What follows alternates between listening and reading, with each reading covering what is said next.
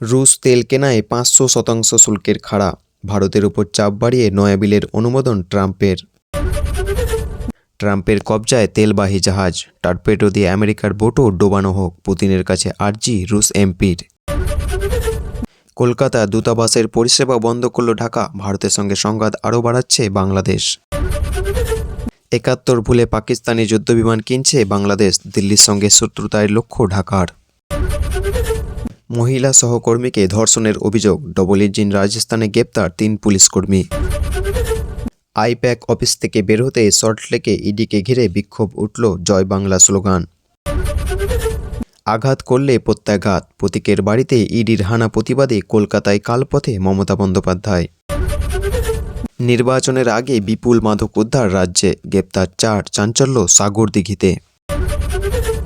হাসপাতালের বাগানে উদ্ধার এক মহিলার মৃতদেহ, পাশে জখম সন্তান, চাঞ্চল্য মুর্শিদাবাদে। আমেরিকায় গির্জার বাইরে বন্দুকবাজের হামলা, এলোপাথালি গুলিতে মৃত ২ জনের।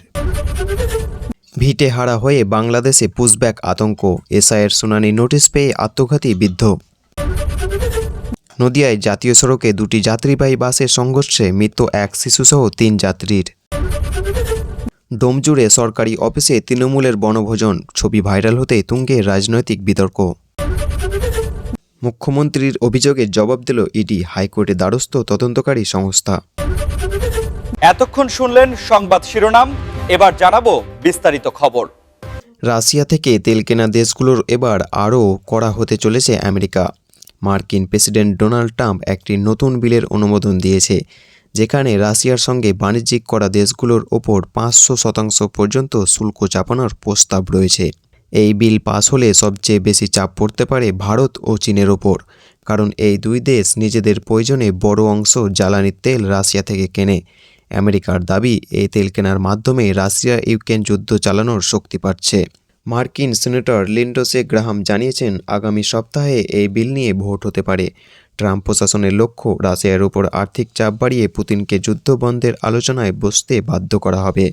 সব মিলিয়ে এই সিদ্ধান্ত কার্যকর হলে আন্তর্জাতিক বাণিজ্যে বড় প্রভাব পড়তে পারে বলে মনে করছেন বিশেষজ্ঞরা। মুর্শিদাবাদের শামসেরগঞ্জে বৃহস্পতিবার সকালে চাঞ্চল্য ছড়ায় এক ভয়াবহ ঘটনায়। তারাপুর হাসপাতালের পিছনে একটি বাগান থেকে অজ্ঞাত পরিচয় মহিলার রক্তাক্ত মৃতদেহ উদ্ধার করা হয়েছে। মৃতদেহের পাশেই গুরুতর জখম অবস্থায় উদ্ধার হয়েছে তার প্রায় ৩ বছরের পুত্র। সকালে স্থানীয় বাসিন্দারা বাগানে ওই মহিলা ও শিশুটিকে পড়ে থাকতে দেখে তড়িঘড়ি শামসেরগঞ্জ থানায় খবর দেন। খবর পেয়ে পুলিশ ঘটনাস্থলে পৌঁছে মৃতদেহ উদ্ধার করে ময়না তদন্তের জন্য পাঠায়। শিশুটিকে দ্রুত অনুপনগর ব্লকে হাসপাতালে ভর্তি করা হয়েছে। স্থানীয় সূত্রে জানা গিয়েছে, মহিলার দেহ রক্তাক্ত ও আংশিক পোশাকহীন অবস্থায় পাওয়া যায়। কিভাবে এই ঘটনা ঘটল, কে বা কারা এর সঙ্গে জড়িত তা এখনও স্পষ্ট নয়। পুলিশ জানিয়েছে, মহিলার পরিচয় জানার চেষ্টা চলছে এবং শিশুটির অবস্থার উপর নজর রাখা হচ্ছে। ঘটনাকে কেন্দ্র করে এলাকার ব্যাপক চাঞ্চল্য ছড়িয়ে পড়েছে।